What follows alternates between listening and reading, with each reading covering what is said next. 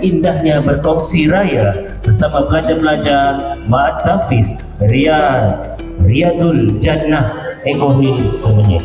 Program ini diadakan sebagai tanda kasih.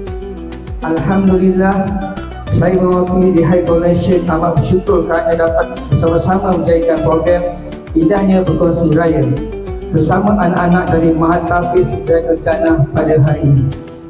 Terima kasih kami ucapkan juga kepada Perbahanan Kemajuan Negeri Selangor PKNS kerana memberi ruang dan kemudahan pentas untuk program ini dijalankan. Ucapan penghargaan juga kepada pihak pengurusan Ma'had Tahfiz Riyadul Jannah kerana sudi hadir bersama anak-anak tahfiz. Sumbangan pakaian raya ini adalah tanda kecil dan tidak seberapa ini daripada kami untuk berkongsi kegembiraan menyambut Aidilfitri bersama mereka.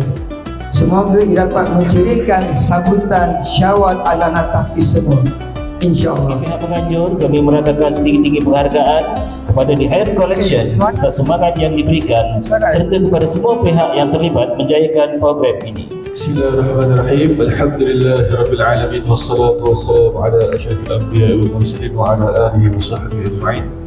Qala rabbi shrah li sadri wa yassir li amri wahlul 'uqdatam min qawli yafqahu.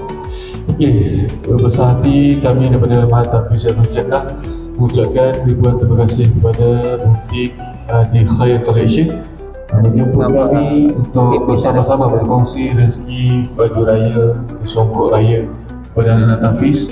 Semoga murah rezeki selalu, disihatkan kesihatan dan lebih maju lagi perniagaan pada akan datang. Syukur. Alhamdulillah.